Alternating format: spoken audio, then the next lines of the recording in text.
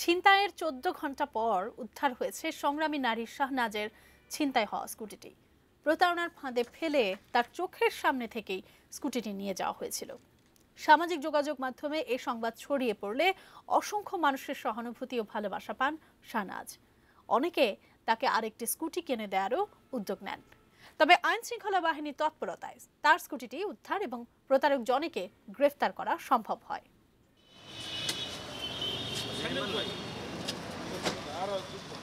১৪ ঘন্টা পর ঠিক এতটাই নির্ভার চিন্তামুক্ত শাহনাজের দেখা মিলল। কারণ অবশেষে পুলিশ উদ্ধার করেছে তার জীবিকা নির্বাহের একমাত্র সম্বল, ঋণ করে কেনা স্কুটিটি।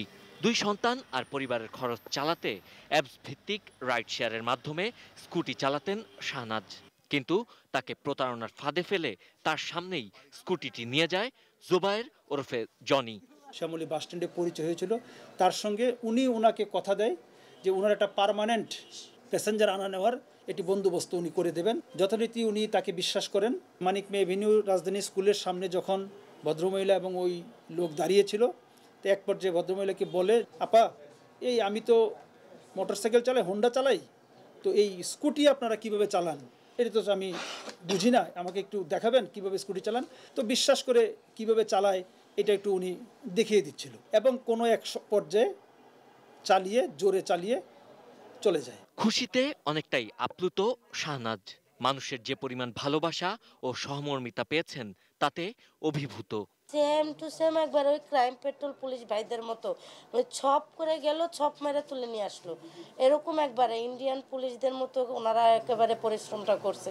এক রাতের ভিতর যে আমার গাড়িটা আমি ফেরত পাবো, এটার আনন্দ যে কতটুকু আমি বলে বোঝাতে পারবো না। পুলিশের তেজগাঁ বিভাগের পক্ষ থেকে শাহনাজের হাতে আর্থিক সাহায্য তুলে দেওয়া হয়। পরে তার হাতে বুঝিয়ে দেওয়া হয় স্কুটির চাবি। নিজের সন্তানের মতোই স্কুটির প্রতি শাহনাজের ভালোবাসা। তাই স্কুটিটি ছিনতাইয়ের পর পুরো সময় জুড়েই তার মাথায় ছিল হেলমেট। শাহনাজের স্কুটি ছিনতাইয়ের পর রাতভর সামাজিক মাধ্যমে ছিল নানা আলোচনা। অনেকেই শাহনাজকে স্কুটি কিনে দিতে চেয়েছেন, অনেকেই আবার শাহনাজের পাশে দাঁড়াতে চেয়েছেন। সামাজিক মাধ্যমে শাহনাজের কষ্টে অনেকেই ব্যথিত হয়েছেন। অবশেষে সব কষ্টের অবসান, স্বস্তির হাসি সংগ্রামী শাহনাজের। Sabbir Ahmed, ATN News, Dhaka.